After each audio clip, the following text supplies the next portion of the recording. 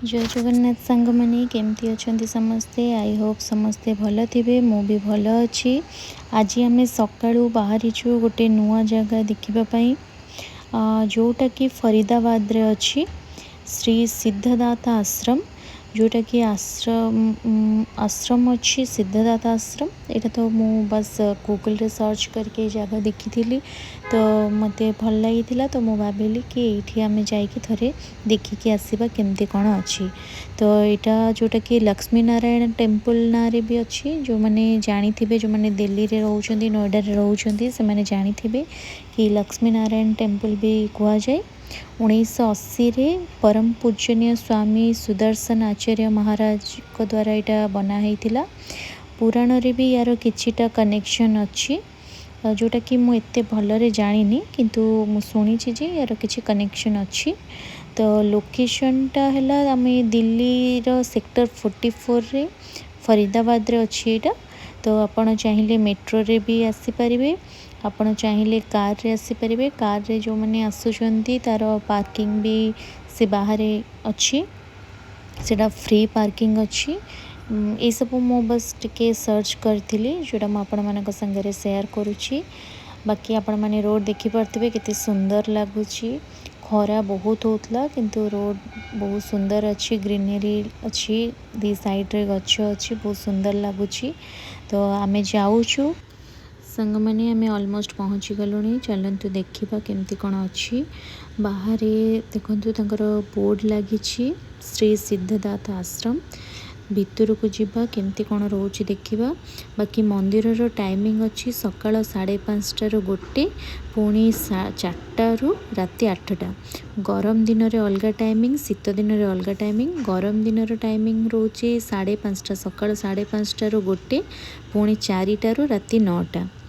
बाहर आम चप्पल रखिकी भितर को जाइचु। केते सुंदर फूल अच्छी देखु दी साइड रे बहुत सुंदर है माने बहुत गच गच लगी आउ बहुत सुंदर माने बाहर एते सुंदर देखा जाउची। सब वाइट कलर रे हेची देखु ये चेकिंग करा होची। चेकिंग करिकी भितर को जीवा।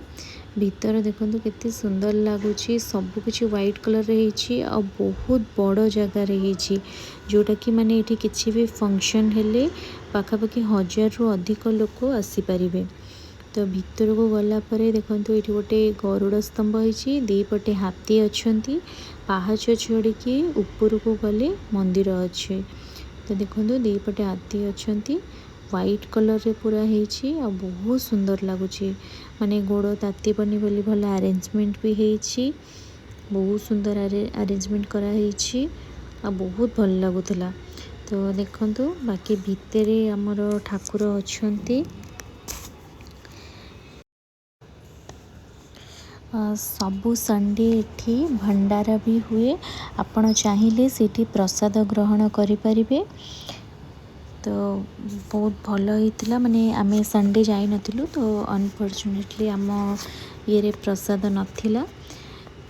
तो आउ केबे आमे आसीबु। आउ राति रे कहउचंती एठी लाइटिंग बहुत सुंदर हुए, माने राति रे थरे देखिबा कथा कि लाइटिंग केमती कोन होउची। जेहेतु आमे दिन रे आछू तो आमे तो एठु पळेबु।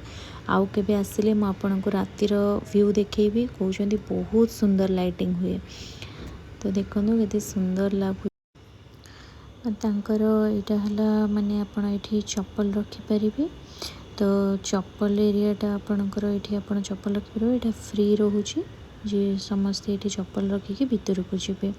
बाकी भितरे आमर लक्ष्मी नारायण ठाकुर अछंती, राधा कृष्ण अछंती, शिव पार्वती अछंती, हनुमान ठाकुर अछंती, सीताराम जी अछंती।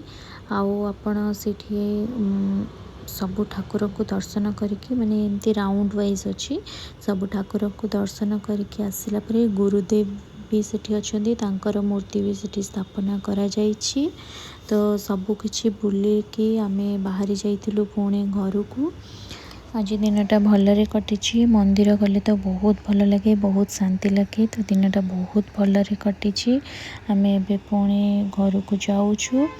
तो सांग मैंने आपण मानक जदि मो वीडियो भल लगी ताले मो चैनल को सब्सक्राइब करने सहित वीडियो को लाइक करेंगे ताले आपण पाखक पुणी नुआ नुआ वीडियो आनी पारिबी।